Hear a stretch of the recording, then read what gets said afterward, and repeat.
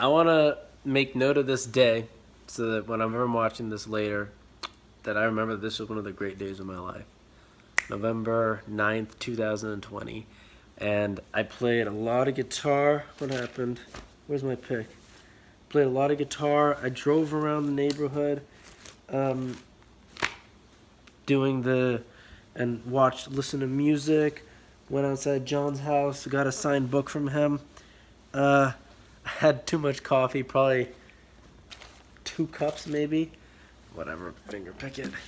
And had a great lesson with Rujo. Played a lot of guitar today. Stretching. Finished Octopussy with Mom. And what else? I don't know, just so much fun. And just feeling the love, feeling as I used to feel back when I was a kid, when I was really excited about life before I had too many other thoughts about who I needed to be or whatever. So, just had a great lesson with Rujo. John told me that my finger strumming and everything has gotten better. I'm able to pick the spots better than I used to. And I just feel at peace. My feet are feeling good since I've been working with Noelia to increase the arches, and I've done some of those exercises. What else? I got this idea to play a homeless man.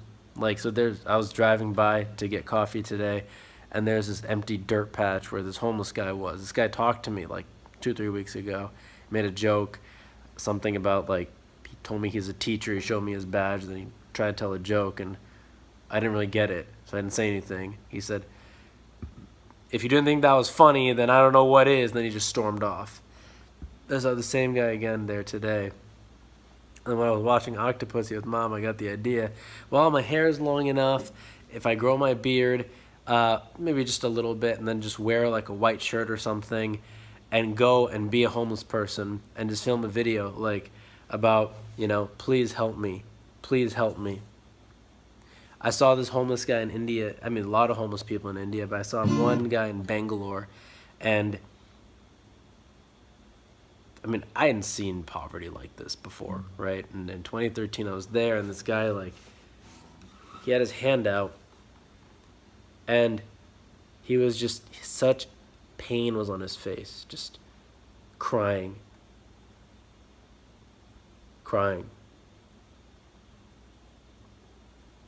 Not even sad crying, but just crying in agony,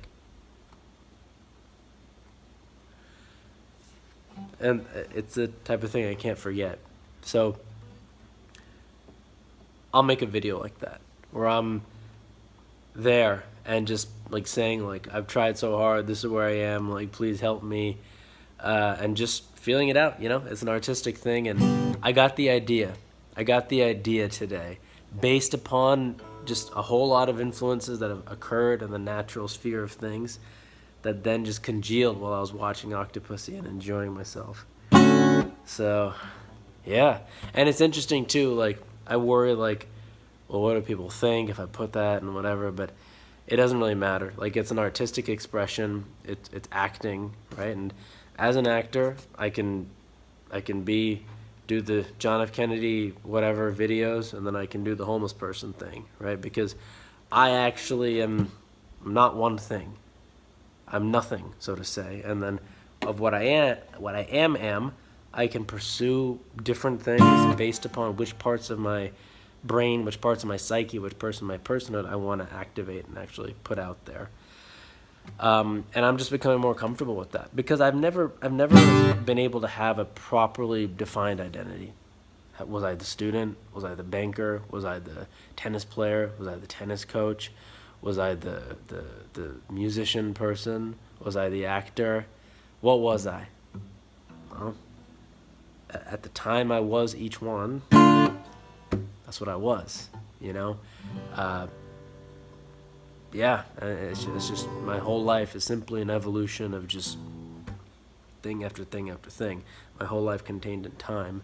But yeah, that homeless thing, I'm excited for it, and I'll do it, and I'll actually put it out there, and I want to start letting my soul come out more through these videos that I'm making, because in the early days, I was very formal about it. I'd wear a suit or like nice clothes, and I'd just be like, "Hey, check out like this intelligent stuff I have to say about motivation." And that's where I was with respect to my energy and how I wanted to put myself out there at the time.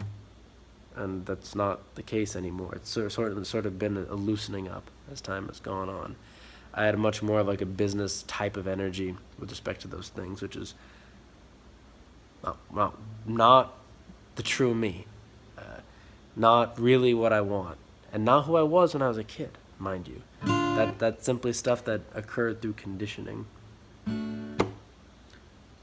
So after years, I've been shedding more and more and more of that, putting more like funny, expressive videos on YouTube, and hoping to actually be out there as myself.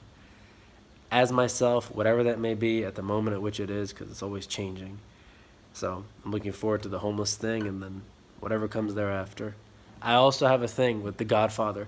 I wrote this great Godfather speech 2.5 years ago where he's like talking to the heads of the 5 families. He's like, "Look at what happened to my boy.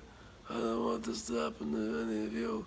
So I say that we come together in peace. I recommend that every person here retires from the crime business like I'm doing. I'm dissolving all my interests. I recommend you do so too. Nobody here needs to feel the pain that I feel losing a son.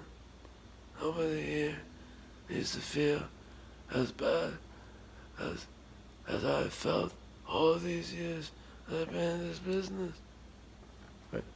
And I never put it out there. I had another great thing. I had this J. Shaw Bank thing where I pretended to be the CEO of a bank called J. Shaw Bank, the best bank in the world. And I just stopped putting that out there too. And that's totally the business energy. But I sort of went away from it because I wanted to not be in the business energy anymore. But that's the thing too. I can also do that. I can also do the business energy stuff. That's the thing. It's neither one thing nor the other. Nor is it nothing, nor is it anything. It's all things, and it's no thing at the same time. I have another one, John Lennon. This came to me when I was biking like 3 months ago, and basically it's an interview of me and John Lennon. And John Lennon is saying, "Well, the thing about Rubber Soul is that we had expanded a lot with our mentalities after meeting Dylan and so forth, and we wanted to put down a record that was not totally a pop record, and it was a more true representations of ourselves, as it were." And that song on that album, George, came to come alive quite a bit more, and Paul dropped some nice numbers like Michelle and so forth, and In My Life was my favorite on that one. And then it's at the stage for it to come. I would say, ultimately though, I'd say, as far as the Beatles are concerned, that it was largely it was a phony thing for me. Every song I was putting on a show, with the exception of Help and Strawberry Fields, two true authentic songs that I've made.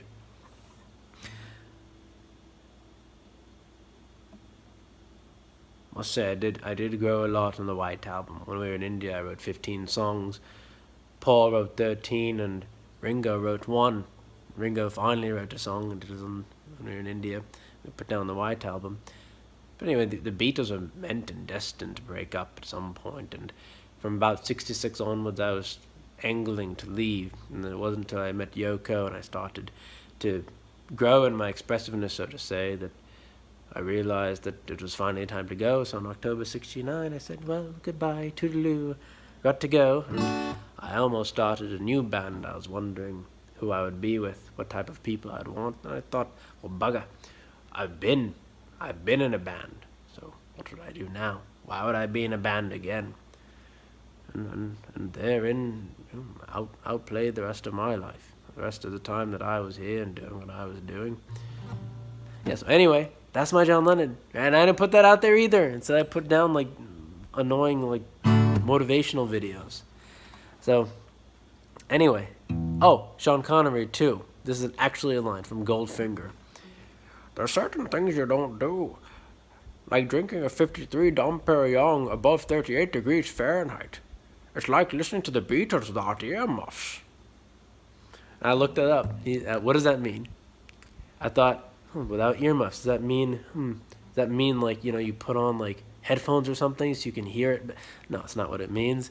It means it's on a record player and they're playing "She Loves You," yeah, yeah, and you put on earmuffs, so you can't actually hear it. So, anyway, I like that the Beatles made it into Goldfinger because they broke on the scene in '64. Goldfinger's from '64, and they're actually able to. They got a reference in that. So, anyway, that's my video for today, November 9th. A day of fun and laughter and expansion and progression and some hard work and a lot of progress and just a day. This was a day long remembered, as Darth Vader would say. All right, check it out.